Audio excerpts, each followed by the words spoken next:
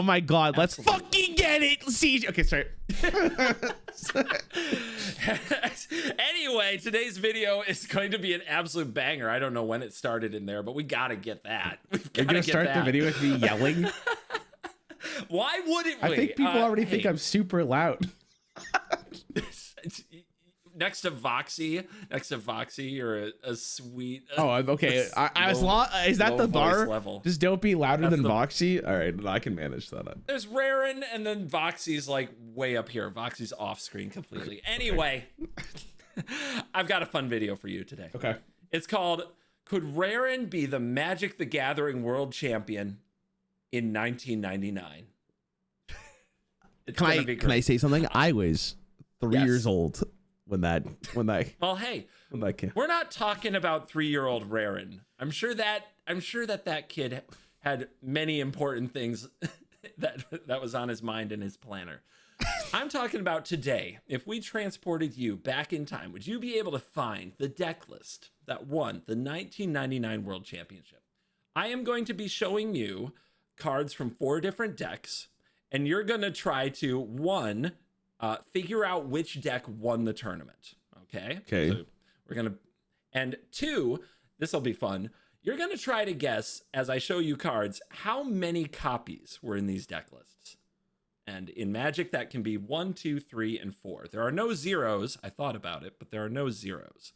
So you're also going to try to name the number of copies that go in these decks. Does that sound fun? Sounds fun. Okay.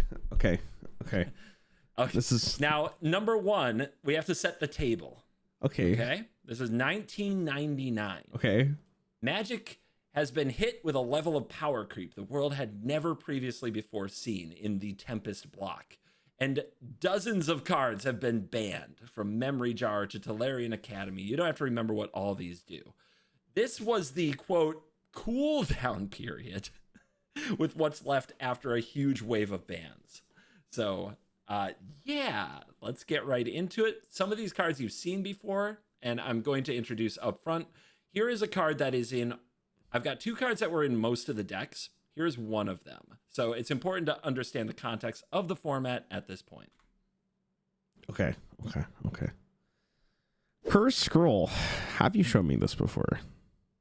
It looks oddly familiar, but honestly, I can't remember. So I'm just going to treat almost... I mean, I'm also here to embarrass you in front of the entire internet for content. So maybe I've shown you this before. I'm going to be honest. I literally, like, at this point, like, there's too many videos. Like, unless it's like a very, like, unless it like really struck like a core memory in my brain, it's like almost impossible to remember if you've shown me this. But anyways, Cursed Scroll, 1 neutral mana.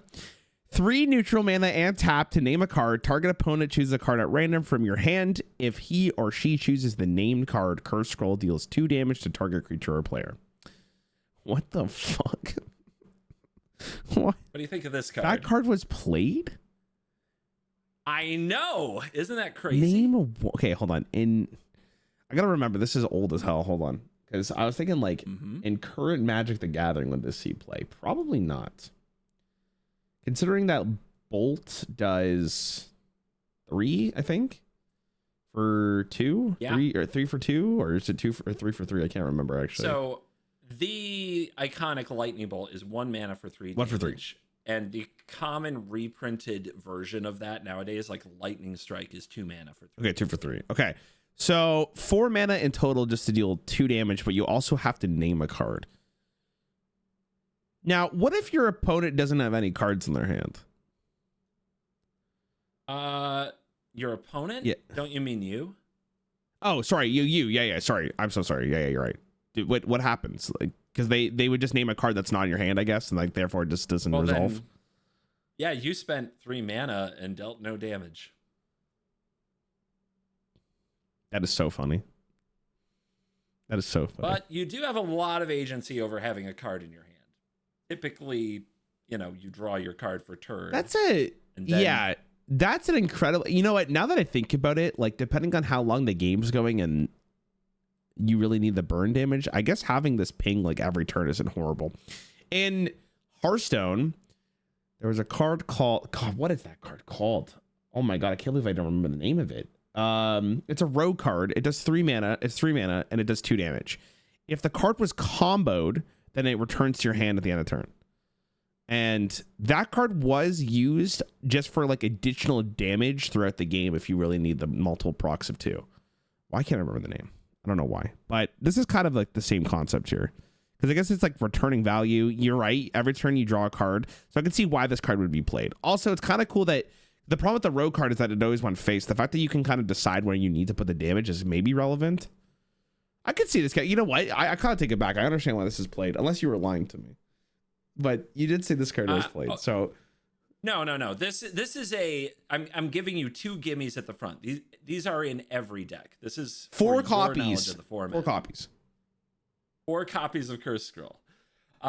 So in the top 4 decks of this tournament, each deck except one played 4 copies of Curse Scroll, and the one that didn't played 3. So there was 15 out of 16 of these in the top 8 that were legally possible. So yeah, every deck. And as you'll see, these are very different decks. Every deck was running Curse Scroll at the time. It gave burn damage to every archetype. That's interesting. And it also, in a lot of ways, invalidated small creatures completely. So yeah, heck of a card for the time. Interesting. They have never reprinted this, have they? Have they reprinted Cursed Scroll? Not in like standard or anything like that. Okay. It was certainly seen as a bit too weird to give burn damage to literally everyone. That was not something that was really supposed to happen. I think Cursed Scroll has and always will be seen as a mistake. It has never been reprinted in a standard legal set. So it's considered a mistake because they didn't want a neutral ping kind of for every single color. And reusable, yes. The fact that some of the decks you're going to see here, the fact that they basically had a plan of burning you out after doing what they did is very ridiculous. It wouldn't work in today's Magic, and it's not very on theme. So I can see why they got mad at Curse Scroll. It was a serious ban candidate at the time, and you can see why. Okay. All right. That makes sense.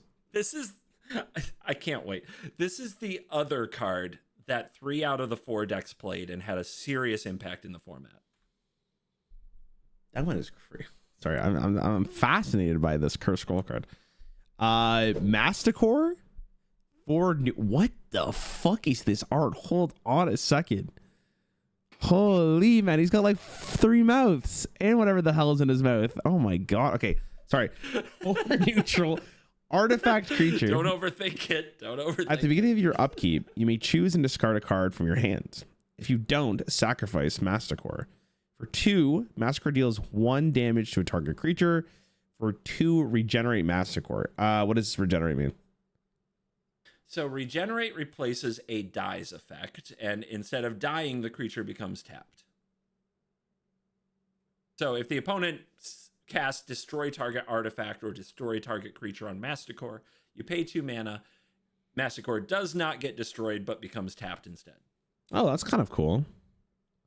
And you can regenerate Masticore if Masticore is tapped. Okay, I was gonna ask, yeah. The tapping part is like an after effect. Regenerate was an old school version of things today, like Indestructible or shield counters, but it was too clunky and weird, so they eventually stopped making it. Okay. It's actually rather interesting. Okay, sorry. At the beginning of your upkeep, you may choose and discard a card from your hand if you don't sacrifice. This was played in, this 15 out of 16 you said? This is in 3 out of 4 of the decks. Okay. Yep. So there were 12 why would you play? I'm trying to think about why you would want to play this. Is there synergy with discarding cards from your hand? No. Was a 4 mana 4/4 really good?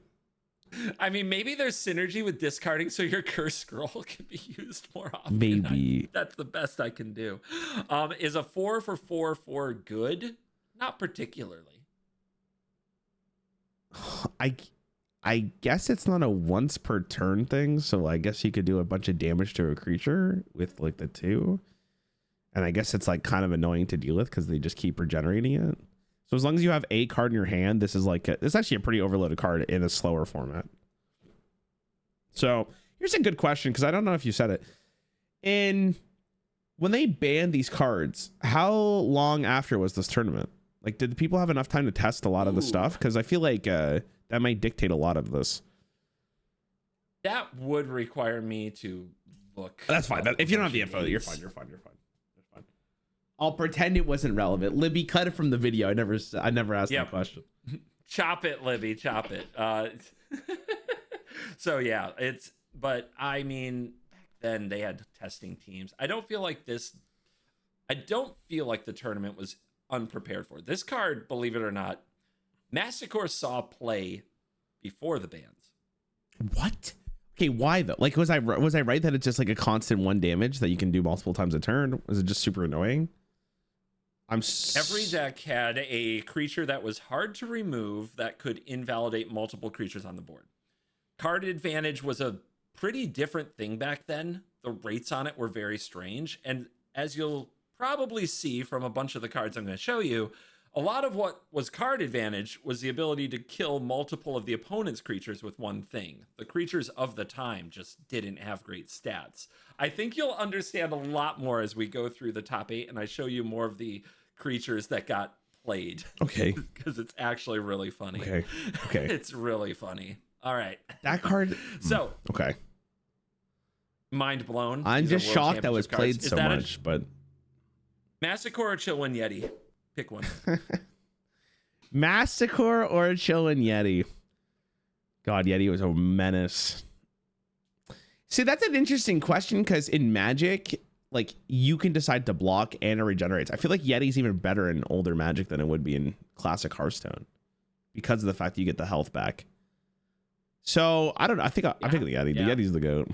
That's the card. Yeti over Massacre. That's the card. Right, comments are going to be amazing. All right. Hey, and all you gray-haired folks out there who were there in the time of Urza's Destiny and played with Massacre, let them know. It's going to be good. All right. No. Here are the cards shaping your format. Are you ready to dive into the decks? Sure. Yeah. All right. You got me excited. All right. Our first deck is a very interesting mono red artifact deck, but we're actually going to start in the lands because the lands shape a lot of what works here. Okay. City of Traders. If you play a land, sacrifice City of Traders. Tap, add 2 colorless mana to your mana pool. That is an extremely interesting card. Wow. Yeah. So I'm with no context. How many copies of Cities of Traders? Okay, hold on. I gotta think of this in Hearthstone terms to really help you out here. Okay. I'm just going to imagine I can add a mana at the start of my turn rather than it gives it to me by default. If I had this on turn 1, would I skip my next mana crystal? No, I wouldn't. Puts you too far behind if this land gets answered. And at that point, like, you're going to be behind because you're going to want to do it next turn.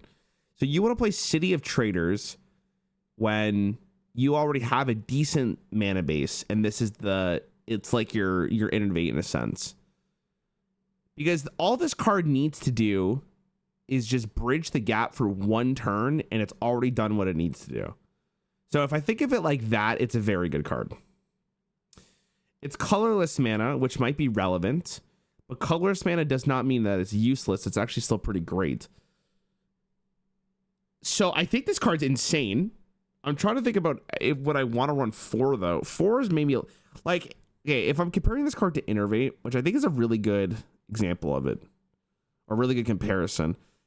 Druid ran 2 copies of Innervate because it was broken. If Druid could run 4 copies of Innervate, it would. Well, actually, would it?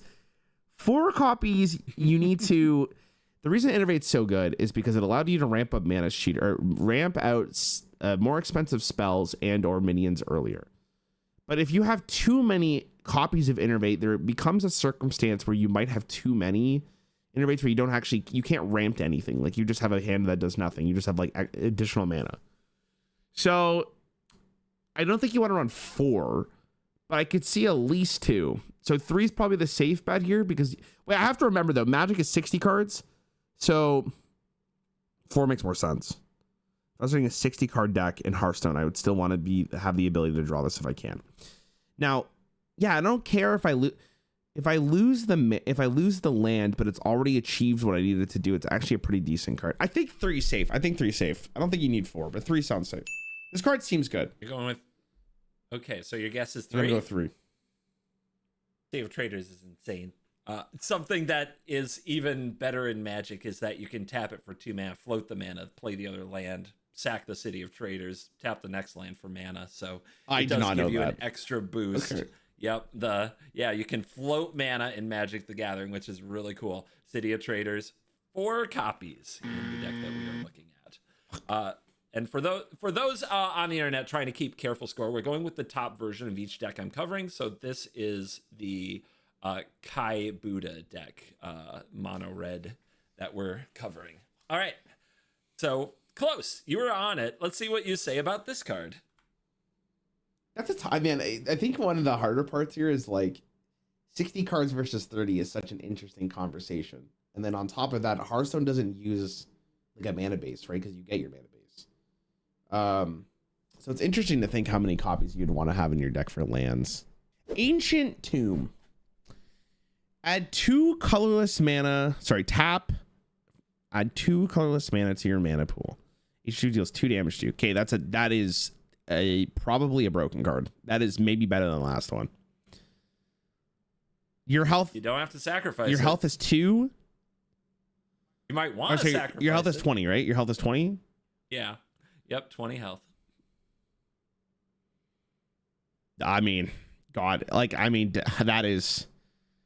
that seems disgusting. And there's probably synergy for like dealing damage to yourself. I'm assuming, like, if I had this in Warlock, I would cook. Like, that is a disgusting deck. Like that. I'm sorry. I can't even think too hard. I have to put 4. Like, that is. I think that is just locking. I think 4? it's 4. I think it's 4. Like, if City of Traders was 4 in the deck that it was in, can you tell me, was there synergy with dealing damage to yourself? There was not synergy with dealing damage to yourself. No. Okay, hold on. Do I want to reevaluate this? It's 3 or 4 for me. Like, this card, kind of in the same vein as City of Traders, if it helps you achieve what you need to achieve, regardless of how much damage you take and you win the game of it, it doesn't matter if you're at 1 or not. Like, you win the game. Well, 2 in this case, because it only does even damage. But can you believe these cards were legal in Standard together? Yes, because I think they didn't know what they were doing. And I think that's fair. I think that's fair. So true. There's 20, like, we're in hindsight Andes with like 25 years of card game knowledge, like, blessed upon us. Like, this is a learning curve for sure. I think this card's broken, for the record. I think it's very good. I'm trying to understand, like, this one at least has some kind of risk mitigation if we really think of it like that. But even then, I don't care. Yeah, I'm putting 4. Like, I think 4 is safe. I think it helps you win the game. Okay. Ancient Tomb was played at 3 copies. God damn it! Come on. Close. We're just warming up. It's all good. It's all good, dude. Okay. So, do you see how Massacre is the Yeti? Because you can go turn 1 Ancient Tomb, turn 2. I do see what you mean. Yes, I do see what you mean. I do see what you mean. There you go. I found MTG's Chillwind Yeti. It just has way more text and a downside. I do think, like, Ancient Tomb and City of Traders is incredible having your standard format. Dude, like, you were complaining about just wait till you see the payoffs.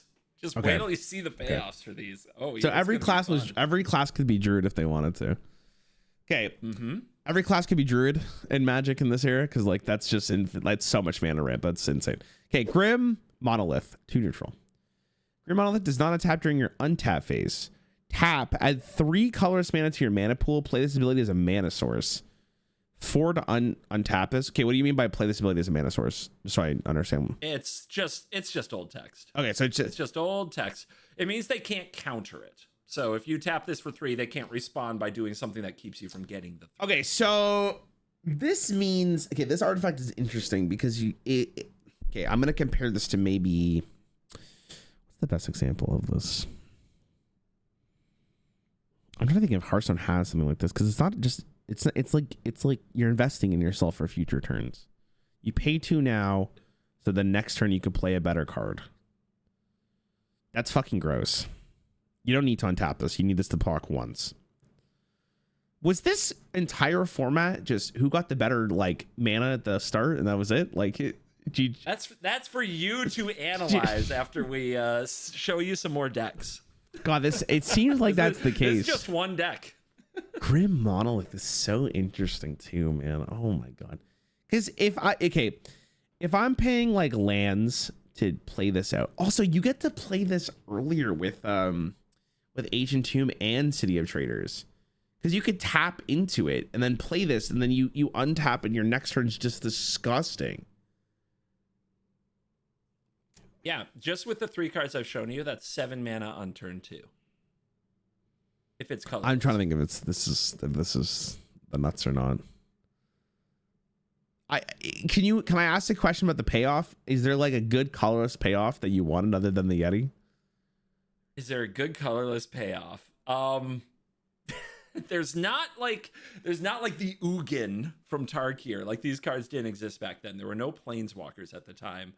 I mean, I've shown you some of the artifacts from back then, and they generally, like 7 mana artifacts, were like a 5/5 with a downside. But people found it. I don't think I can answer that without getting ahead of ourselves in a great way. Yeah. But let's just say 7 mana is, you didn't do nothing. That's okay. For damn sure. I'm gonna say, based on the previous 2 examples, that this is obviously a good card. And again, you probably don't care about untapping. You just care about proccing this once, because that's all that matters. So I'm gonna go with 3. But I could see 4. But I'll go with 3. Sticking with 3. Yeah. Yeah. It's 4. Oh my. It's 4. You're right there. It's you're really right there. like, at least you're not saying 1. No, there's no way you're saying 1 for these. Like, there's no way. Like, it really is a 50-50, because I don't know. Like, obviously, if you add more copies into your deck, you're more likely to draw it, which is like the whole reason you want to add 4. But then for me, it's hard, because deck building 60 cards is so interesting to me. Because as you probably could tell from like the games that we've played, or like even when I played through Standard last year, like, it's hard for me to really justify how many lands you want in your deck, because I don't know the specific number you're looking for, if that makes sense. It's okay. But it's okay to be. It's okay for this to be difficult. I'm in the ballpark. Like, I can still surprise you. I love this. I'm in the ballpark. It's okay. Sorry, keep going. We're not gonna go. I'm not coping. Okay. Voltaic Key. 1 neutral, 1. This is an artifact. 1 neutral mana, colorless mana. Sorry, untap target artifact. Okay. I mean, if you showed me that card first, then like I understand. I mean, okay. What? Now, what's the problem? Okay, hold on. Shh, don't say it like that. There's no way. Okay. If the last one's at 4. No, this is a 4. I'm not even gonna fucking ask. Like, this is a 4. Like, no, hold on. 3. We'll go 3. I think I'd rather have the monolith than the key. Yeah, I'd rather have monolith than the key. Yeah. 3. It's 4. Voltaic Key is another beautiful 4 of its time, and man, they don't reprint them like this anymore. That is a disgusting card, by the way.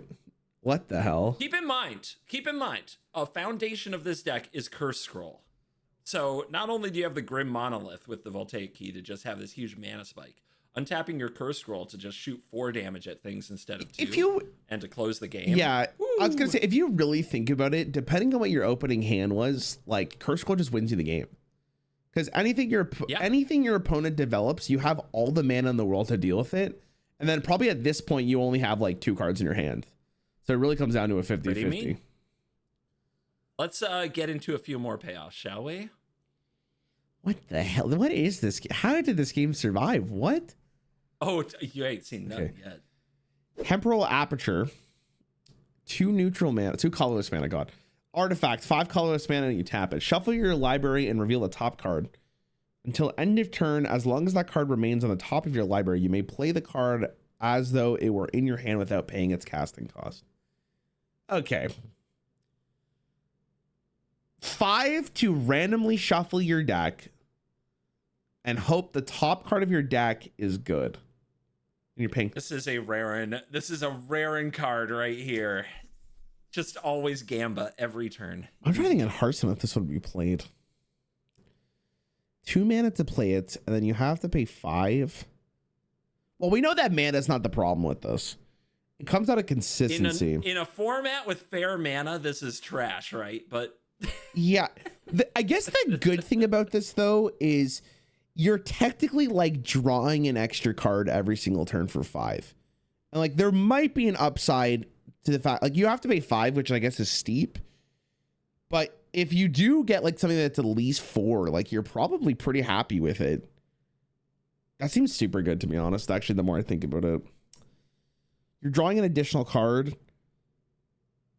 every single turn, and if you don't want Neat to cast it, you can just hold it. You know it'd be at the top of your deck when you next turn. Honestly, I think, oh god, is this card good? Hold on.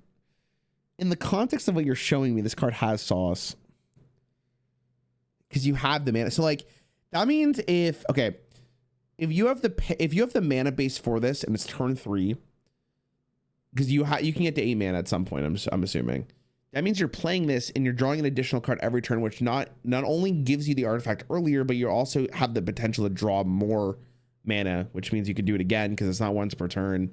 No, that seems really good. I'll take a 3. I'll take a 3. Maybe a 4. I'll take a 3. 3 is the answer. 3 is the answer. It's 4. Fuck! It's 4. Dude, you're like hedging. You gotta go all in. I'm so conservative. You gotta go all in on bullshit. It is bullshit. It is bullshit. It's such a U card too. I think at like first glance, this card's stupid as hell. But like, it is. if you play it on turn 3, then it becomes such a problem. Like, oh my god. Fuck. All right. Here's a very important card. Wildfire. Just so you know. 4 neutral, 2 red, sorcery. Each player sacrifices 4 lands, and Wildfire deals 4 damage to each creature. Wow. Here's a question: is this card banned in Commander? No. It's banned in the sense that people hate you for playing it. Okay. Yeah, that makes sense. That's a crazy card. What the hell? 6 mana to get rid of 4 lands. And you deal 4 damage to each creature. God. How good is this? I mean, in a format where they're gonna have a mana see, the thing is like, okay, we know artifacts give you mana. So if you have artifacts and you lose your lands, this actually isn't that bad for you because you could still get mana with your artifacts. Is that playable? Sounds playable. Also answers the Yeti in your game. I mean, unless they regenerate it, but for the most part. Oh, that's fair. Yeah, they could regenerate it. Yeah. But how do they regenerate if they don't have any lands? Boom. You did it. You got them. Is this good? Like, God, this is actually a really interesting one. Okay, in Hearthstone. 6 mana to get rid of 4 mana crystals from each player, and I deal 4 damage to every creature. Well, because it's a 1v1 game, I would be able to spend my mana first and then use this if I had the additional mana crystals. So you've told me that you could bank your mana. If I'm banking my mana, it's pretty good. Lets me be ahead. My opponent's behind, but I can't really develop anything through this. But if I'm banking my mana, I guess I could. I'm actually like really 50-50 about this. But I have the okay in the world I have temporal aperture. I don't care about my mana base because I do because I need 5. So hold on, pause. But I could go temporal first, play this card after. And then I could still play the card off the top of my deck. But I mean, you do need a lot of mana, but you've shown me you do get a lot of mana. I have shown you have 7 lands that produce 2 mana each. Does the opponent... As well as 4 copies of Grim Monolith, 4 copies of Voltaic Key. Does each player... Sorry, I guess it's a 1v1. So does your opponent get to pick the lands they sacrifice? Yes. All right, I'll go with 3. I think that's a pretty good card. It also helps you kind of catch up if you're really behind. So I'm going with the 3. It kind of reminds me of like Flame Strike with extra steps from Hearthstone. So I'm in. Dude. I'm in. What's up? 4? Dude, it's such a 4. It's the deck is literally called Wildfire. I'll tell you. Oh, is it? Oh. This is here we go. Wildfire is the card that can put a deck like this over the top, where it's just dirtling with a bunch of artifacts and colorless mana. Wildfire was the breaking card of this deck. Being able to cast something like this on turn 2 or 3, even turn 4, wipe the opponent's entire board and their lands, and still have you with a base of things going on, is what made the deck as powerful as it was. Yep, this is you are in fact looking at Wildfire Red. It's fine. It's fine. It's fine. It's fine. Hey, at least you didn't say it was bad. Yeah, you're right. You're actually so right. You're so right. I would see, like, it's weird when you add how many are in the deck, because I could tell all these cards are broken in their own way. It's just actually pinpointing. It's like what Seamo's like, was this banner limited? Like, bro, I don't fucking know. Yeah, you'd prefer good or bad, but here we are. It's such a toss-up. Okay, no, it's fine. I mean, it's like a week or two ago, you're like, just don't get surprised anymore. Well, lock in, buddy. God. Oh my god. Okay. Well, I mean, to be fair, I think in the context of what I said was, I think we're at the point where both of us can tell if a card's good for our respective games. Like, I think we've done enough. You're correct. We've done enough. You are correct about that. So I don't know. This is hard mode. That's fair. Covetous Dragon, 4 neutral, 1 red. Sorry, 4 colorless, 1 red. This is okay. This is the second creature you've showed me. Flying, when you control no artifacts, sacrifice Covetous Dragon. Okay, so as long as I have a artifact, I got 5 mana 6/5 with flying. Yeah. 5 mana 6/5 with flying. This is the first one that doesn't speak out to me like it's kind of gross. Like, I see the content. Okay, this is going to be an interesting conversation now, because this card in the game is probably the worst thing I've ever seen. Like, this is one of the worst cards you've showed me. But in the context of what's happening with every other card, it has potential to get played because every class is Druid. Like, yeah, this card's okay, but if I'm playing it on turn 2, then like, oh my god, like that, I might just lose the game on the spot. Was there artifact removal in this format? Like, did people avoid? Yes. Was it playable? I mean, it wasn't. It got played, if that's what you're saying. Like, okay. Here is a card that saw play in this event, for example. I really like the way that the old Magic cards looked. I know. I like them a lot. Man. I don't know what it is. I do too. This card's tiny as well. Okay. Rack and Ruin, 2 neutral, 1 red. Destroy 2 artifacts. Okay, so for 3 you can get 3. That's actually kind of not a bad deal. I think you said, how did this game survive? The cards look dope as hell in their time. The cards look good. No, they even look good now. I think it looks. I like the boxy style. I think it just looks really good. Was this playable? Like, I don't know. Especially if if you have no artifact. So let me ask you a question. If I go like, this is gonna, I think this is obvious, but I'm gonna ask anyways. If I have 2 lands, I play this, and there's no artifacts on my board, this card just dies immediately. Oh yeah. So in some instances, this is a dead draw. Not sure how you played it with 2 lands, but sure. Yes. Well, I guess 3 lands. Sorry, I'm getting all my mana mixed up because there's so much mana being thrown at me. Yeah, 3. Okay. The Monolith's an artifact. Okay, Monolith was played at 4 though. Key was played at 4. Aperture was played at 4. So if all these go together, you're gonna have an artifact on board. Like, you're gonna have one. And Curse Scroll 4. Curse Scrolls. Okay. Worst case scenario, this card is gonna be used to sacrifice so your 4/4 survives. So, I mean, that makes sense. It sounds like we're going towards a 3 or 4 here. I don't think the card's very good, but in the context of how much mana you're getting, it's better than it should be. So I will go with a nice 3. I don't think that's a 4. I think it's not good enough to be a 4. There has to be something better than this, right? This is a 4. Nope, it's 4. It's a 4. It's a 4. Oh. There's nothing better than this. dude, do you see why? So the reason Covetous Dragon is winning games is that 5th point of toughness. It survives Wildfire. That's why. That's why. You're telling me there's not one. I mean, that's fair. You know what? That is fair. That is fair. And if it survives Wildfire and your opponent's behind on lands, yeah, it makes sense. Okay. Yeah, I get what you mean. Yep. It's like 3 swings away from like winning the game with 1 Curse Scroll activation. Yep. God. That was it. Turn 2 Covetous Dragon, turn 3 Wildfire. You know, that's how they won games. Oh my. I mean, it makes sense. Good format. It makes sense. Yeah, this format sounds miserable for the record. That sounds horrible. Like I would not play this shit. Like, okay. Yeah. Let's get some more of these payoffs for all this colorless mana. Mishra's Helix, 5 colorless artifacts. X colorless mana, and tap this, you tap X lands. Huh? Can I use this card in my opponent's turn? Yeah.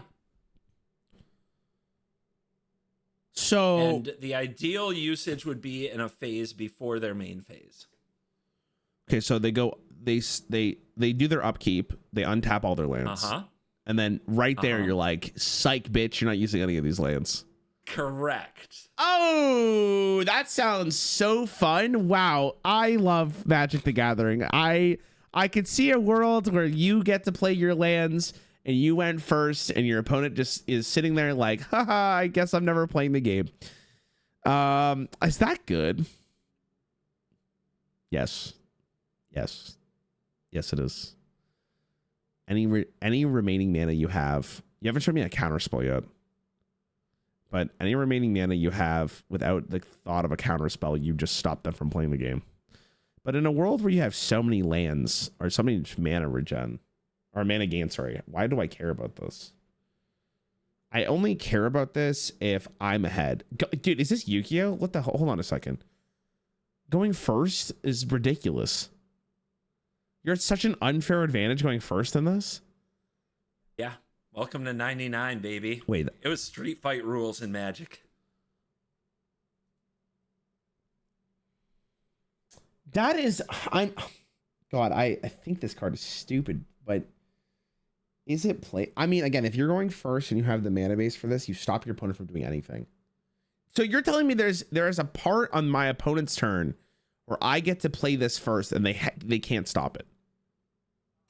They can respond with instants, but yes, if you use this in their upkeep, they can't use those lands to play creatures. They can't use those lands to play artifacts. They can't use those lands to play enchantments. They can respond with instant speed effects. That's it.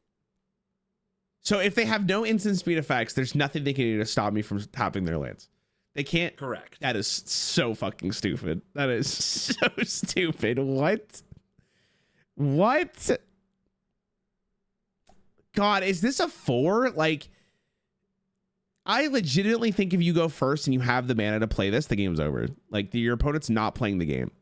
You stomp them so hard. It's such a snowball effect. Okay, I'll go 4. I'll go 4. You'll go 4 on this one. You didn't go 4 on Covetous Dragon, just for review. You didn't go 4 on one of them is a 6. You didn't go 4 on Aperture. You didn't go 4 on Key, and you didn't go 4 on Monolith. One of them is, okay, this is my logic here. The dragon's a 6/5 flying. They can't play the dragon if I just stop them from playing tapping their lands. Sure. So okay. Isn't that just okay? Now you're getting me a little worried here. I'll go. No. Lock it in. I'll go for it. All right. This one looks stupid. It's a 3. Dude, are you? This video's going great. At least, okay.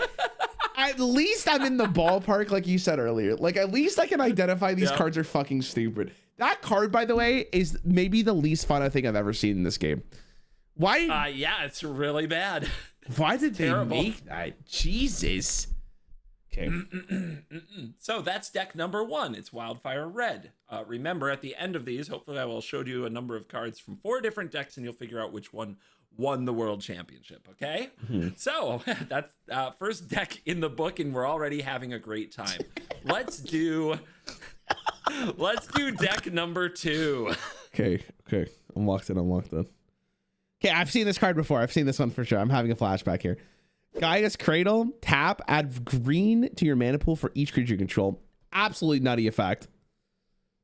But in this Magic the Gathering. Okay, so now I have a comparison. Mm-hmm.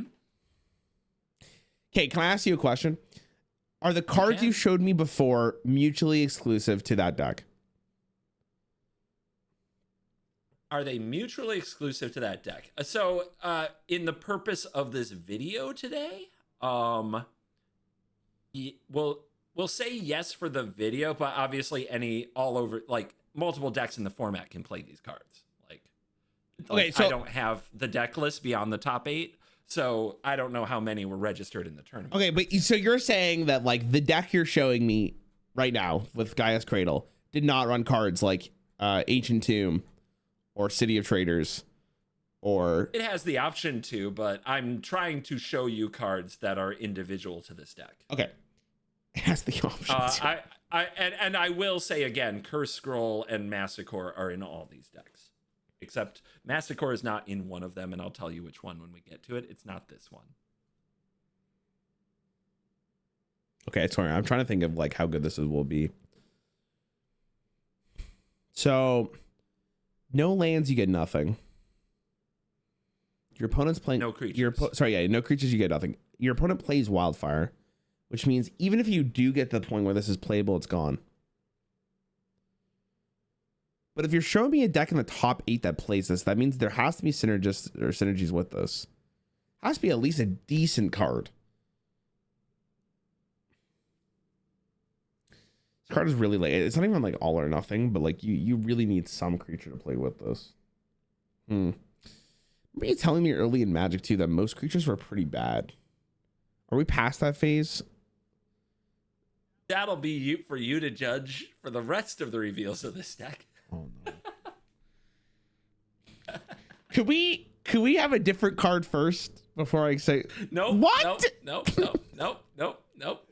Oh, you gotta tell me, is Gaia's Cradle a 1, a 2, a 3, or a 4? Okay, it's a legendary land, so that means I can't have 2 of these on the board. Correct.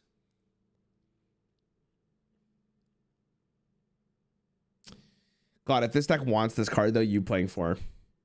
You have you have 2 creatures on board. This is already tied to the other lands you've shown me, and it has the potential to go forward. The only thing that's holding me back here is Wildfire, but I don't think you care. I think you're running this card anyways. Care for, like, this is yes. kind of dictate. Yes. You're coming alive. It is a 4. Okay. Gaia's Cradle is a 4. Okay. Bravo. Okay. Thank you. Well played. Well played. Thank you. You're so back, baby. It's time to meet the aggressive creatures of the 1999 Standard era. The Wild Dogs? Okay. 1 green. During your upkeep, if a player has more life than any other, that player gains control of Wild Dogs. Wait, that's kind of a cool card. Cycling for 2, you may pay 2, discard this card from your hand and draw a card. It trades. Wow, that's kind of, yeah, I've only seen like land cycling. I don't think I've seen cycling on its own yet. Man, Hearthstone really just took everything from Magic, huh? I mean, kinda. 2 to draw a card. Sacrifice a card. 2 to draw a card and sacrifice a card. I mean, you'd probably play that. During your upkeep, if a player has more life than any other, that player gains control of Wild Dogs. If you have the same, that means the dogs stay for you. I'm just checking mechanics here. They stay where they are. You know, 1 mana 2/1. What the fuck? Are you impressed? What wants this? I'm just like, do I care? I think cycling's a good mechanic. Like, I think you're fine with that. You'd be happy to pay 2 and discard a card and draw another card. Like, I think you'd be okay with that, especially in a 60-card deck.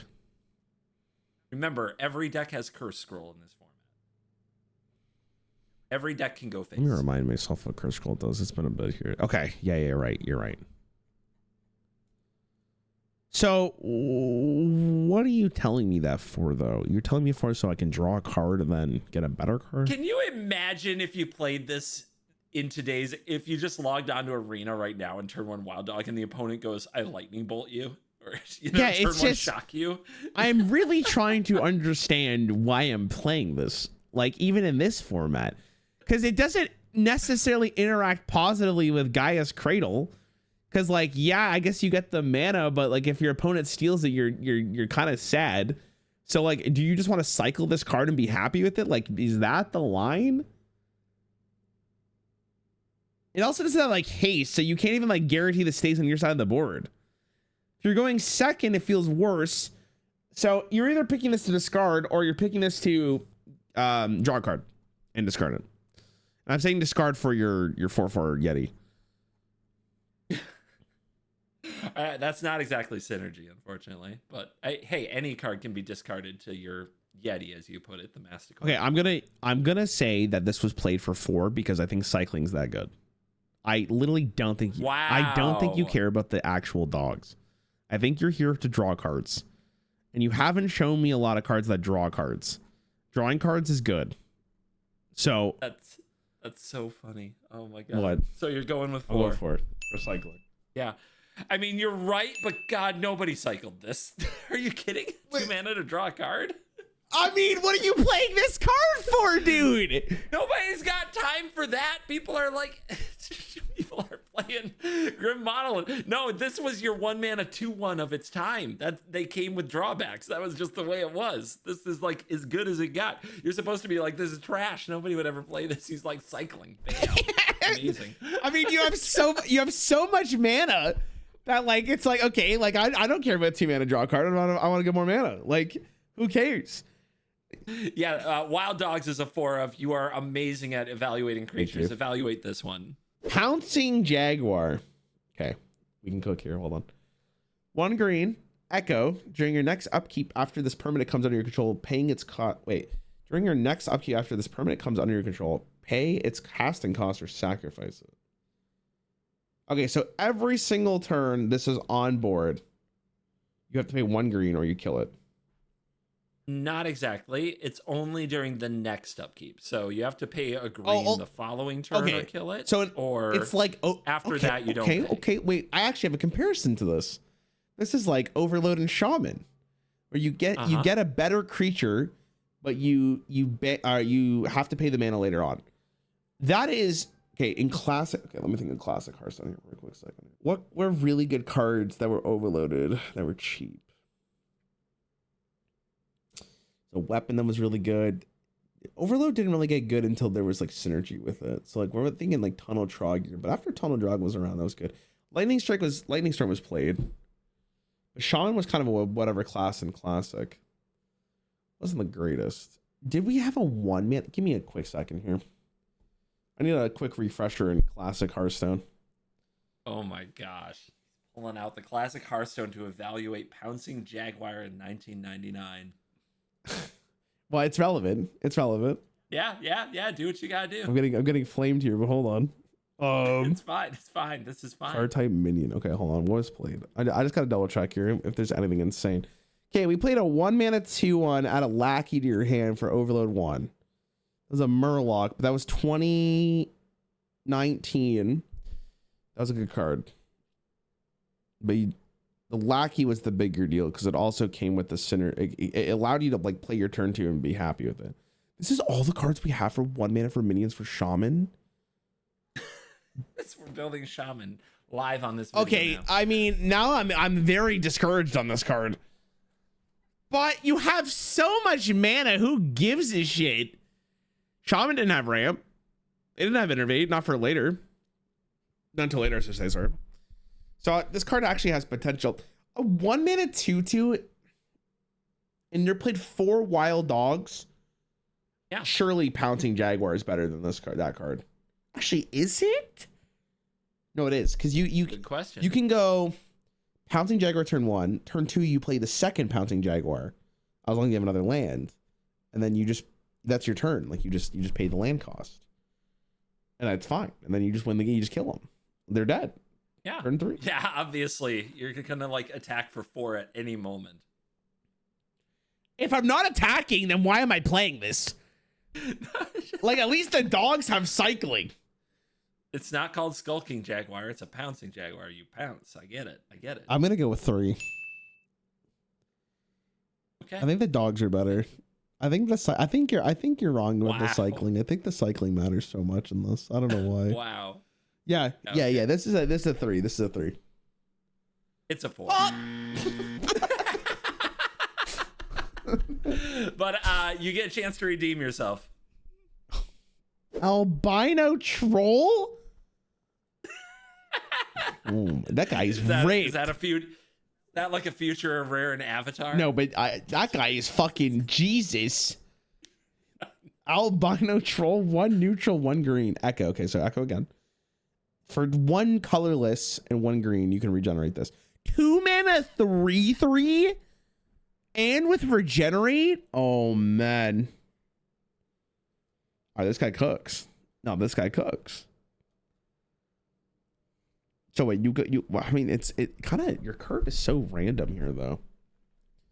It's all over, huh? Like, how do you can't go Jaguar into Troll, which is kind of annoying unless you sacrifice it. But these don't have haste, so it's like I'm not playing a 1 mana 2/2 just for it to die the next turn. I have to play the Echo cost. But if I'm fine paying it for, well, okay, here's the thing: is CGB, you're a professional Magic the Gathering player. Is 1 more mana worth +1/+1 in stats? Depends where in the curve it is. You saw 5 mana 6/5. That's a 4 of. Listen, that's 100% increase in stats if we think about it from the 1 to the 2 here, and then I have to pay an additional mana. So that sounds rough. Now the fact is, it does have regenerate, which I guess makes it a little spicier. Bro, I don't fucking like. Are we playing, like, are we really playing Albino Troll? And like, man, you show me like maybe the most egregious deck first, and now my entire thing is skewed here. Like, Maybe you haven't seen the other ones. yeah, but like, what the fuck are we doing with Albino Troll pouncing Jaguar when my opponent has 27 mana on turn 3? Like, I don't know. You've got guys Cradle. Maybe you'll have 27 mana. yeah, but then my opponent plays Wildfire and I'm crying. Maybe they don't. Maybe you regenerate. I don't know.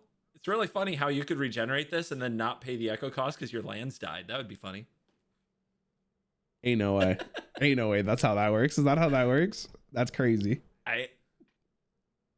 Ain't no way. There's no way, right? Like that's there's no way that's how that works, right? Right? Yeah. Well, God, that's there's a lot of he is annoying. Get good magic in 99.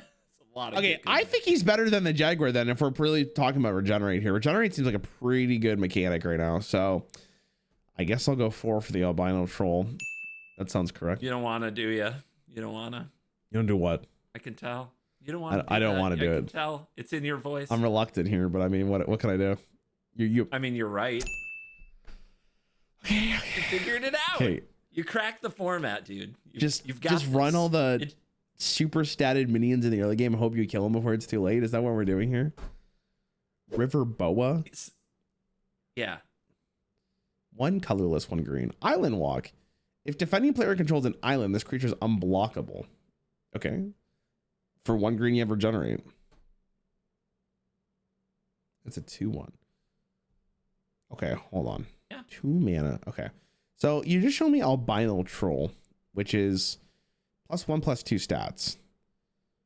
This one does not have an Echo. I'm not sure how relevant Island Walk is because you haven't shown me like any blue cards. So that's intriguing. Regenerate seems like a really good mechanic though. I think Regenerate is like maybe the reason you're playing this, because like you're trying to get to the point where like your opponent just can't answer your shit and you just kill them.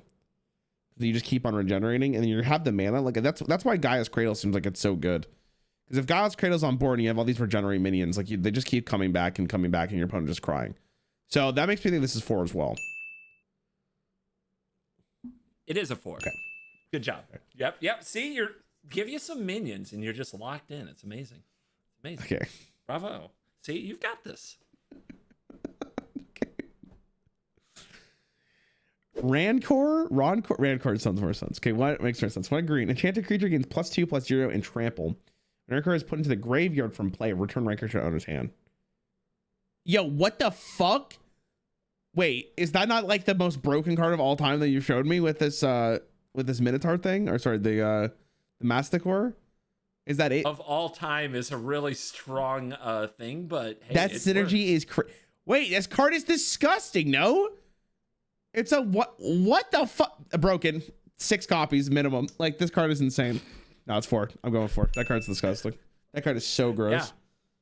Yeah, you're looking at the card that actually, I think, made this deck back in the day. And when people figured out just kind of the reusability of Rancor, basically every one of these trash creatures getting an extra +2/+0 and trample for 1 green at all time. Yep, Rancor did the thing for Stompy Green in its day. Absolutely. Mechanically, if I play this, does it go to the graveyard after I play it?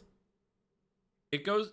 Wait, Rancor stays on the creature until... Okay. I was asking, like, can I keep... Can I do it multiple times in a turn? I wasn't sure how it worked there, but yeah, okay. Depends if the creature or Rancor gets destroyed somehow. Yeah, okay. No, I assumed it was the first one, but... Or like you said, like, yeah, that's okay. Nice, okay, huge. Dude, that's it. You get the Rancor on your River Boa or your Albino Troll, and now you can regenerate, and you got... You are literally smacking these people, yeah, okay. Trample. Yeah, you're just like, who can beat that? You want a Wildfire? That's fine. My Troll regenerates, and it's still a 5/3 trample. What you gonna do, bitch? You know, that was the attitude. Okay, we'll take it.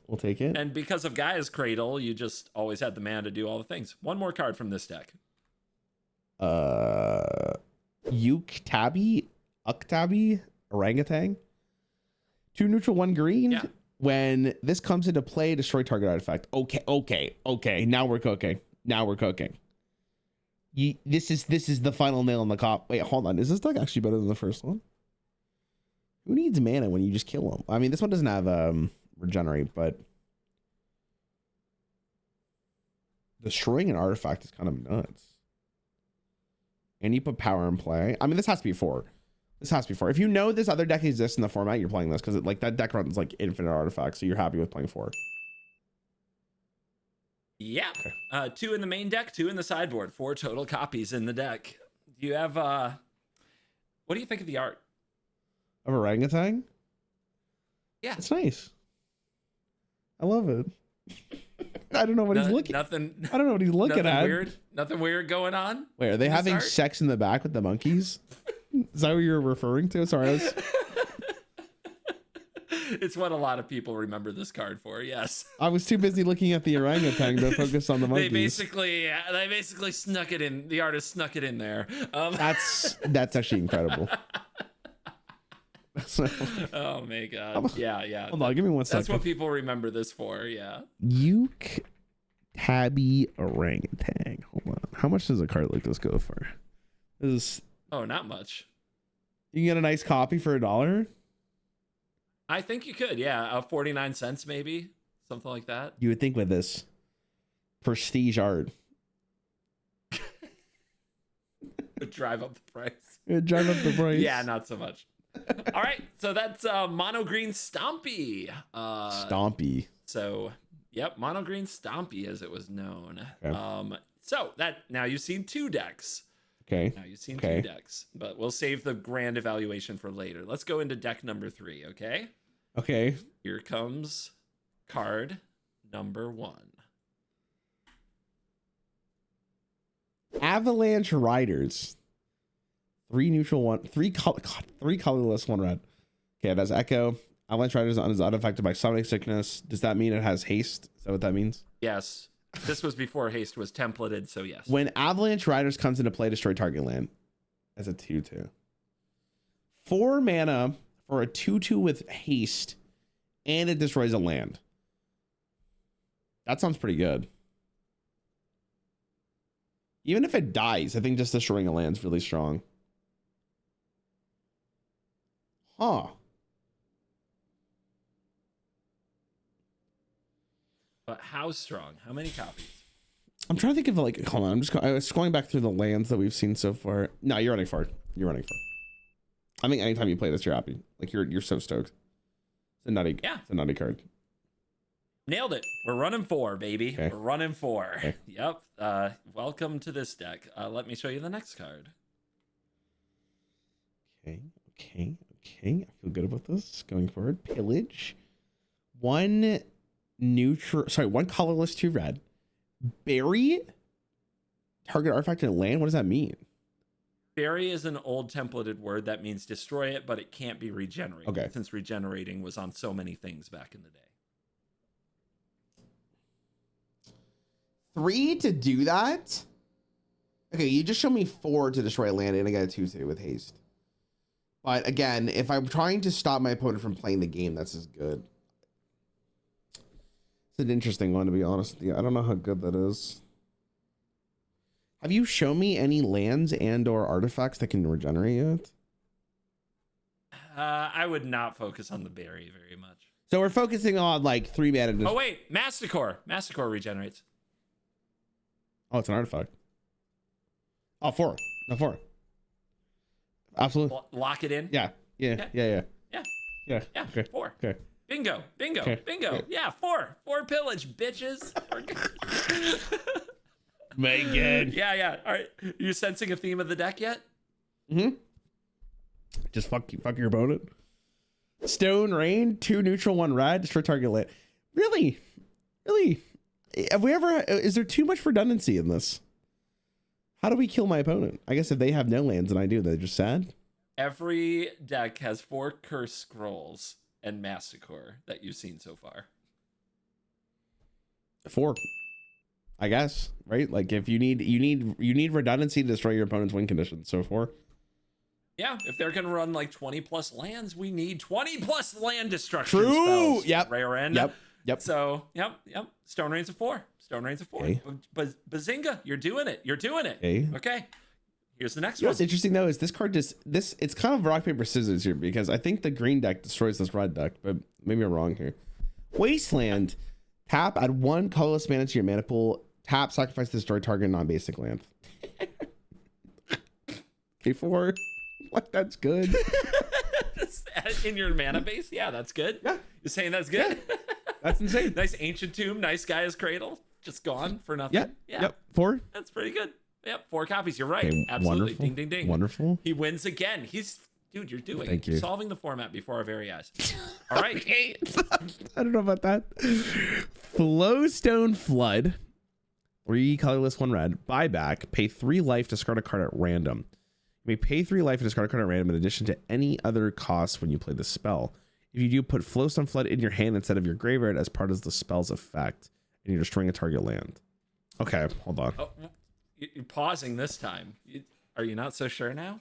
Well, you showed me Pillage for 3, and Pillage is already doing this. So it's like, do I really need the more copies to destroy lands? God, I want to say yes. Like, I think that's just like your whole.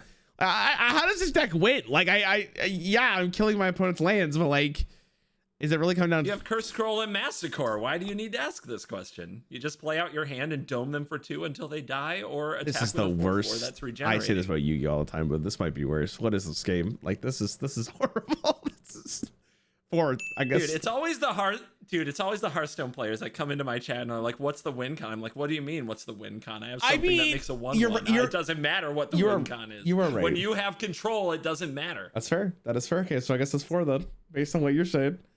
I'll take a 4. Oh, Aaron, come on, this card's not that good. 3. No, it's 4. It's a 1. Really? Okay, so I was right. This is I was a 1. right. I was my inclination was correct, and then I got baited by you being like, I got him on the land destruction train, and then I hit the brakes. I paused. Yes. Like, I was like, this. Why do I need this? Yeah, dude, I yoinked the rug right out from under Also, you on this one. The more if I thought about it more, this is the same mana cost as the 2/2s, and the 2/2s are just a better card.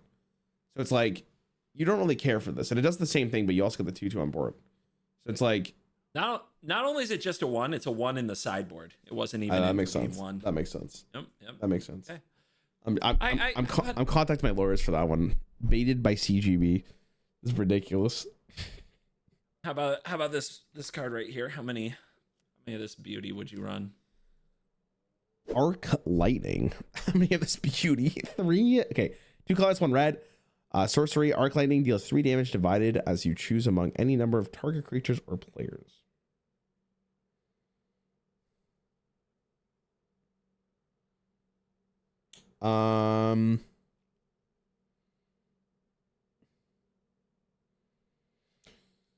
Think about this in classic Hearthstone for a quick second. I'm gonna assume this is warrior, for instance. Maybe it's a shaman or mage or priest. 3, deal 3, but you could choose how you want to do it. Seems a little weak,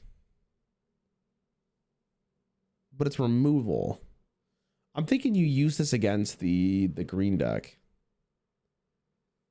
but that seems a little weak. Dude, those wild dogs have no shot. Shut them right down. Boom. Yeah, but then they just drop the fucking orangutan, or not the orangutan, the troll, and it's over. The troll flexes at him, and what are they gonna do? Yeah. I'm thinking that's the plan though. Like, you need this for just early game removal because you need to get to the point where you can just get rid of your opponent's mana base. So I could see it being played. I just don't know. Like, this seems like a really weak card. Maybe I'm wrong though. 3 for this? Like, there's a card in for Hearthstone for Arcane Missiles that was 1 mana, deal 3 damage, but it was done in 1 damage increments and it was random. So am I paying 2 more to decide where those missiles go? Hearthstone had Cinderstorm, which was 5 damage, like Arcane Missiles, but it was 3 mana. It was still random, and that card was kind of played. So maybe it's better. It's also sorcery, though. I'm not as optimistic as this one as the other ones. I feel like this is a good 2. Maybe I'm wrong, though. Maybe I'm really wrong about this because I feel like this is the only answer you've showed me against this green deck, and the green deck looks like it absolutely just destroys people. It's like the green deck looks like Face Hunter, which is even more annoying because you can't always kill their minions. All right, we'll go 3. I'll go for a safe 3 here. I think it's good. It's a 4. Okay. I'm glad I brought it up. In fact, honestly, it's the only card on this list that is, at least according to MTG Top 8's website, a 5, which is completely illegal. There are 4 registered in the main deck and 1 registered in the sideboard, which obviously must be a typo somewhere. But it's the only 5 in today's video is Arc Lightning. Okay. MTG Top 8 calling you out. Was I right anyway for the reason you would want to play this? Is it? I didn't play this card back in the day. I was very surprised by its inclusion. I didn't put this in my decks, and I didn't see anybody play it. The Worlds was the first time I saw it played. And I mean, looking at this top 8, there are definitely things that got picked off by Arc Lightning. I was pretty surprised. I'm going to show you another card that's legal at the time that has at least 1 copy in this deck. Let's see what you think. Hammer of Bogardon? Is that right? Bogardon? Sure. Speaking of ripped. Yeah, he's actually massive though. One colorless, 2 red. This deals 3. Sorry. This deals 3 damage to a target creature or player. Okay. 2 colorless, 3 red. Return this to your hand. Use this ability only during your upkeep and only if this is in your graveyard. So it's a constant 3 damage that you have to pay 5 mana to get back. Ugh. Oh God. So Arc Lightning is a better card if we're talking purely from the versatility. And if that was played at 5, surely this is playable. But it doesn't deal 4. Like, it's kind of annoying. You're trying to, but maybe you don't care. Like, this kills the troll. It makes them regenerate the troll. Yeah. Yeah, you're right. But God, regenerate is so stupid. Like, I'm annoyed to see. They can't what are we talking about? They can't regenerate the troll. You blew up all their land. What are we talking about? Oh, I guess that's fair. Yeah, but I feel like, okay, like I am trying to picture, because you're asking me what I think won the tournament, right? So like as I'm doing this, I'm trying to evaluate what I think is the best. So the thing about the green deck is putting so much pressure on the red deck that I don't think they get to the potential where they can just kill their lands and win the game. I think they're dead. Like, I think by the time you actually get to the point where you're stopping them from playing lands, like, you're probably just dead. Like, if they have 2 trolls on the board, that seems like it's so much damage. So you have to be playing removal. So that means you have to play this on 3, or maybe you're taking a ginormous risk for this. Like, I think the green deck destroys the red deck. But then, in terms of this, the red deck might destroy the colorless deck. I don't even know what to call. I guess the Covetous Dragon Wildfire deck. But even then, I'm not 100% sure. Because, like, you told me with Wildfire that my opponent can just tap their mana and then use it on, like, the regenerate, right? So, the green deck just seems like the best one here so far. I could be wrong, but if I'm thinking that's like rock, paper, scissors, like I think the green deck is like rock and scissors. So well, just a reminder, what I was trying to say with that also is if they still had to pay the echo cost on the troll, they would lose the troll the next upkeep because they have no land to pay the is that how that works? Okay. If they still had an echo cost in the bank that they had to pay. Okay, I'll go with 3 for hammer. I think you're using it for removal. Like I or maybe just to finish on. And you know how many times you've guessed 3 and been wrong in this video? Listen, man. It's kind of amazing because this time I was right. This time you're right. Ah, It's 3. Nice beat. Yeah. One more from red land destruction here. But hammer, without going on too much of a monologue, because I could on hammer was the win con in the day. Like control decks played this. Lots of decks played this, and you would just try to shut down your opponent and get to a point in the game where you just get back hammer and then dome them like, I don't know, what is it, 7 times and they're dead. Yeah. I know, very toxic magic, but it was a win con. That sounds like, it was a legitimate so slow long game win con. But remember, if you're tapping down all their lands and you've killed everything they have, who cares? True. Who cares? It's just to finish the game quicker. Jackal Pup, 1 red, summon hound. For each 1 damage dealt to Jackal Pup, it deals 1 damage to you. Oh, okay.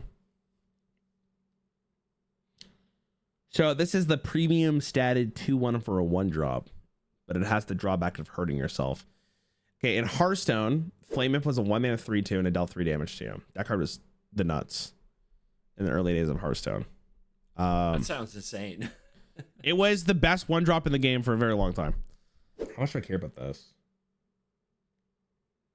I mean, the damage to yourself is irrelevant. Fights for board. If you're trading with the dogs, I guess the Jaguar, you're happy. This is probably a 4. Like this kind of completes the archetype because it allows you to fight on board while managing your opponent, and then you get to the point where you start destroying their land. So this is a 4. You'd be happy to play this on turn 1. Good job. It's a 4. Okay. Yep. Jackal Pup is still referred to today for creatures that are 1 mana for 2/1s in red because this was the rock star of red decks for a very long time, and it was a banger in its day. Everybody still might call a 2/1 for 1 a Jackal Pup. In Magic. So, nice. Absolutely. Nice. I'm proud. So that is mono red land destruction. Okay. There is one more deck from this top 8 archetype that we are evaluating today. Okay.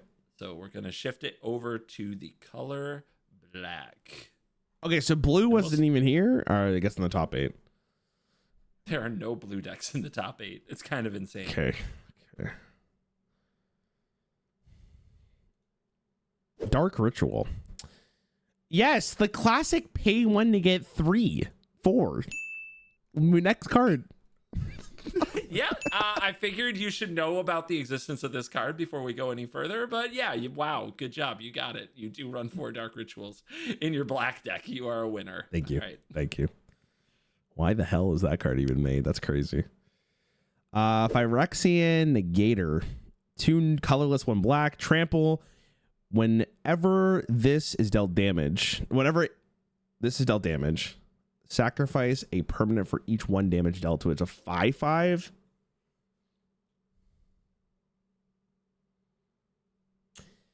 So if you have nothing else to sacrifice, wait, would you sacrifice your lands to keep this on board?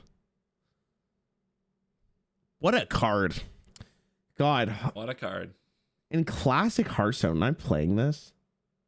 3 mana 5/5, and I have to destroy something that's on the board. That's not including. I guess if I can do my mana, that's actually incredibly interesting. This card rips. This card wins. You can play it on turn 1 with Dark Ritual. Yeah, this card wins games. Oh my god. And if the opponent has a shock for it, you sack the Negator and the land you use to cast the Dark Ritual. It's awesome. Dude, I actually think this card, like, is this highest mulligan win right here is Ritual and the Negator, and you just win the game? How did your opponent answer this? If they deal this damage, they can make you sack if this thing takes an amount of damage equal to or greater than the number of permanents you have on the board, either from creatures or spells. You have to sack the negator itself. Yeah, but they just don't do it. I'm kidding. What a strategy. This plus wildfire is wow, is it not? Yeah, but Literally can wipe your whole board. why would you show me this if it's not like you're running this card because you just want to win the game? Like that's what it comes down to. You're trying to just absolutely cheese your opponent here. I'm not taking this base CGB. This is a 4. This is a 4. I think this card wins you the game, especially with Dark Ritual. Wow.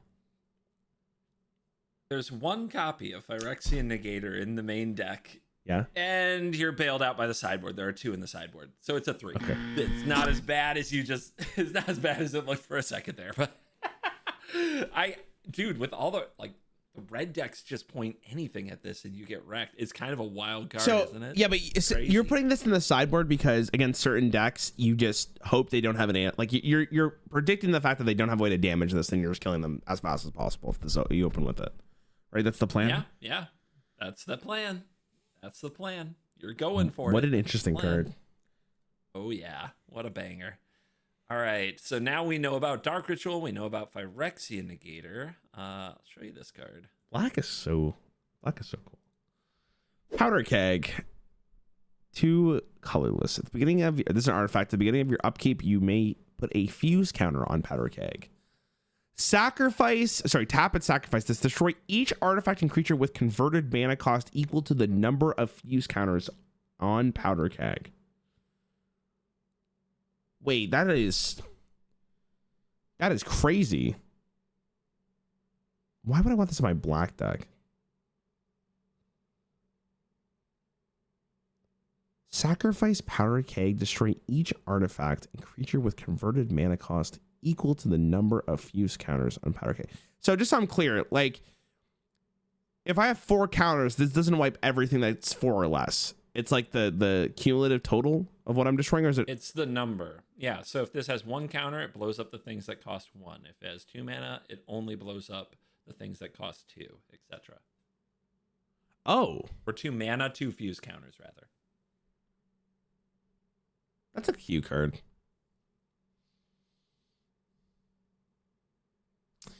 Why would I want this? Powder Keg is good against what? Because you don't have to spend mana. You only play the 2 that it's like an insurance policy. Against that red deck, it does nothing. So you're over that. Against the green deck, it may actually help you survive. Against the wildfire deck, I guess it's okay. Every deck you've seen runs Curse Scroll, 4 copies. Yeah, but so as well as the other cards I've shown you. The thing with this card is I feel like if you're running this card, you have to run 4. The reason if you run 4 is because if you don't open this card's kind of useless. You need to have this on turn 2 if you're going to play it. So then that means I have to go 4. If you're running this card to counter the rest of the lineup, you have to help you open this with this. So that's 4. Unless you. It is a 4. Okay. Good job. Okay. Yeah. Good job. Every deck has 1 mana creatures and artifacts, whether it's Voltaic Key and Curse Scroll, or Jackal Pup and Curse Scroll, or Wild Dogs and Curse Scroll. So Powder Keg in black notoriously doesn't have answers to things like artifacts and enchantments at all, and Powder Keg was a way to get around that problem and deal with them. By the way, this deck that we're showing you now only had 3 Curse Scrolls, not the full 4. And it's also the only deck that we're going to show you today that did not run Masticore at all. So interesting little tidbits there. Okay. You can look at the following cards and say, oh, they ran that instead of Masticore. Interesting. Phyrexian Plague Lord. What the hell is that? It's a carrier. Carrier of what? I don't know. It's just summon carrier. What do you want from me? 3 neutral, 2 black. Tap, sacrifice this. Target creature gets -4, -4 until the end of turn. Sacrifice a creature. Target creature gets -1, -1 until the end of turn. Okay, so let me ask you a question here.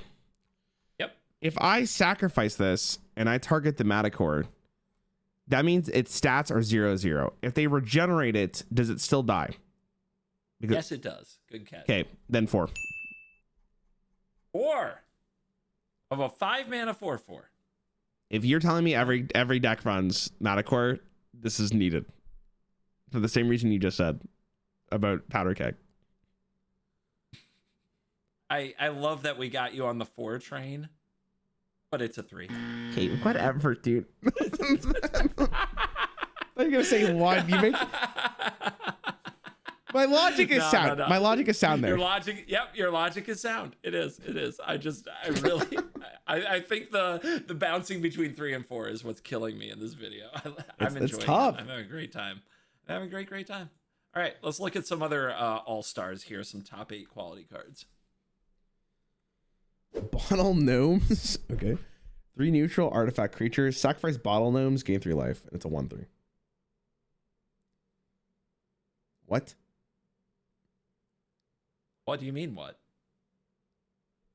Sacrifice Bottle Gnomes, gain 3 life for 3 mana. It's a 1/3. So I guess the benefit of this card is it actually helps you defend against some creatures. And then, can you do the sacrifice at instant speed? Yeah. What an interesting design card, though. What an interesting card. It could be blocking, restore you 3 life. It could be the difference of you dying to maybe the Metacore, the Cursed. Could be the difference of you winning or losing the game from that 3 life. You haven't shown me any other healing.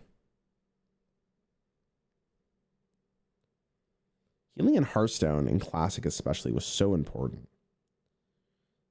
Really? There was a card called, I showed you a while ago.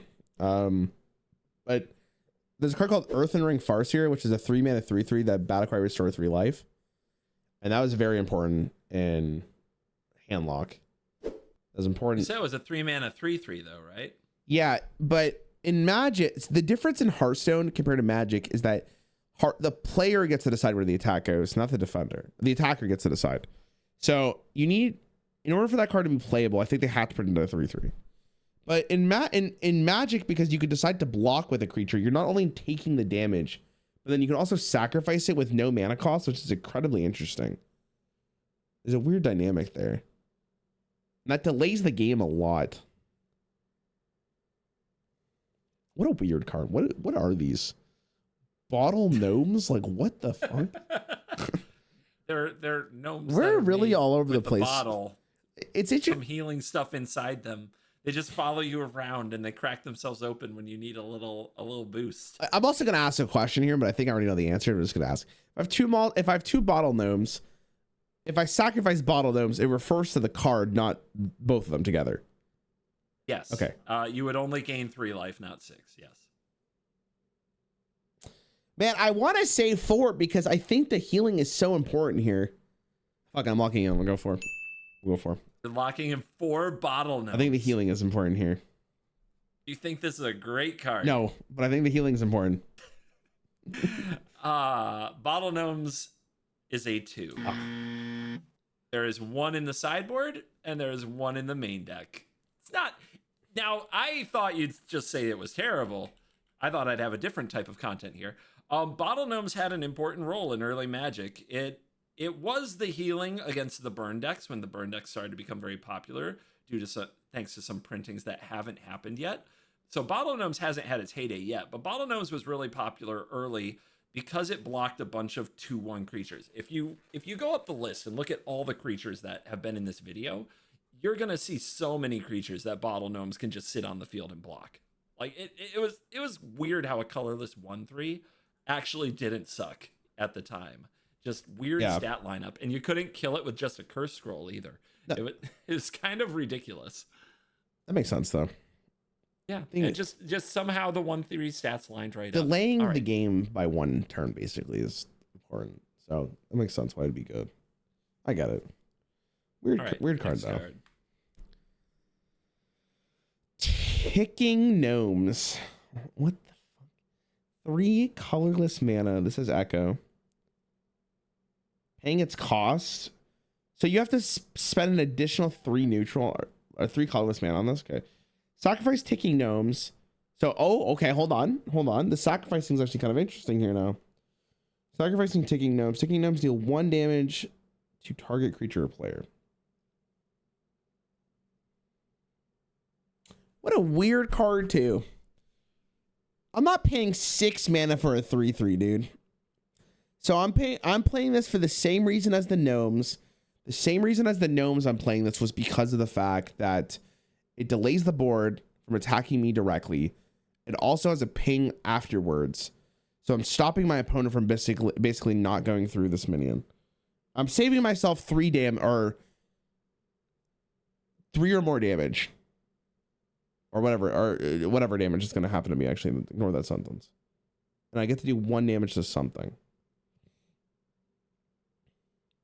I guess if you have nothing else to play, I guess you're fine with playing the Echo cost, but that sounds horrible. But okay, it has... Is it weird that I think the Gnomes are better than this? How much am I really putting down? I guess it's because it's a 3/3, it's more defensive, but the Bottle Gnomes didn't have the Echo cost. What a weird card. How come the black deck is so weird? The black deck is so insane. I don't know. I mean, if you're telling me Bottle Gnomes was 2, then this, I don't think this is 4. I'll go 3. I'm actually not 100% sure how relevant it is to have the 1 damage ping. But I mean, this is a deck that decided not to play Masticore and ran this card. Why? It's kind of wild. This is going to be a tough one to answer. I'm not sure. The number is 2. The number is 2 on Ticking Gnomes. There are 2 in the main deck. I was looking, like, I'm still looking. Let me know in the comments. I'm looking for like a combo win with another card that I'm going to show you, and maybe we can put it together right here on video because I've got a few more cards to show you from this deck. So that's exciting. Okay. Here you go. Empiric Tutor, 1 black, pay 2 life, search your library for any 1 card. Shuffle your library, then put that card on the top of your library. Broken? Like, what? I'm playing that? Yeah. 4. That card, if it was introduced into Hearthstone, would be played in every Warlock deck until it rotated. So, 4. I agree with you completely. It's not a 4. It's a 1. No, why? Why? I don't know. This is like the best black deck. This is like one of the best black cards of its time that would go on to be 4-ofs in so many things, and is, I believe a game changer in Commander, and is an all-star in so many. It's got so much history in Magic, and in this case, it was a 1-of, which, wow. What? I don't know how to answer this. I don't know how to answer this question to you. I can't fathom the reason this Vampiric Tutor is a 1-of. I can't, but it's here as a 1-of. Okay. I was like, this is legal? Oh my God. What? That's weird. How about this card? Hatred. 3 colorless, 2 black. Instant. Pay X life. Target creature gets +X/+0 until the end of turn. Huh? Yeah. You pay 15 life, your creature gets +15/+0. What? What a weird card, man. So, you haven't showed me, as far as I'm aware for this deck, like a 1-drop. There is actually a situation. This is instant. Hold on a second. This is actually... Yeah, you can play this after blocking is declared. Can I ask you a question about this deck? Okay. Is there a 1-cost minion in this deck? Not in the main deck. There are 2 in the sideboard, and they are there for graveyard hate, like as a against graveyard decks. They're not there for their stats. I was gonna be like, turn 1, you play a creature. Turn 2, your opponent doesn't play a creature. You go to attack. You play. What was the card you showed me? Dark Ritual, Dark Ritual. Hatred. You give all your life 19 because your attacking creature has at least 1 point of damage. You win. Yeah, GG. Yeah, just that. Right. It's just that easy. That's something you could try to do in this format. Yeah. Why would this card be played? This is sneaky lethal though. Like it's like the fact that it's instant is such a crazy thought process. That means your opponent always has to play around this. But that can't be a 4-of. There's no way. There's no way. This is like a 1 or a 2. It'd be really good if you had Vampiric Tutor and you're like, oh, I can just find it when I need it. Oh man, we're only running 1 copy. That's kind of insane. Surely we're not running more copies of this than Vampiric Tutor. Surely. We probably are. 2. 2. There's no way this is so close. There's no way it's 4. There's no way it's 4. You were so close. It's a 1. Okay. A 1. Okay. And a 1 out of the sideboard. Yep. Sound logic. Impressive, actually. Okay. Bravo. Yeah. So Hatred was its own deck back in the day.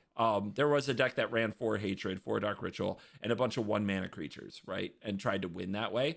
Did not rise to the top at the World Championship, just not interactive enough compared to what other decks could do. Not to mention it was really funny when you went for your Hatred and they just like shocked your face. Yeah. And you died. It was pretty bad. It's pretty bad. That's funny though. So the red decks were super popular. Every deck was prepared for early stuff. The green deck could block with a regenerating creature. Like Hatred was a deck, but it wasn't a tier 1 deck. And there was just 1 copy in the sideboard here, probably for exactly the reason you said, to make them play around it in the sideboard games, to make them think about it. That was probably why it was here. Okay. That's right. 1 more card. That blows my mind that they don't run more vampire or Vampiric Tutors. Like I have especially no seeing idea that card. What's up with that. I have no idea what's up with that at all. Yawg Mothswill. Okay. 2 colorless, 1 black sorcery. Until the end of turn, you may play cards in your graveyard as though they were in your hand. Cards put in your graveyard this turn are removed from the game instead.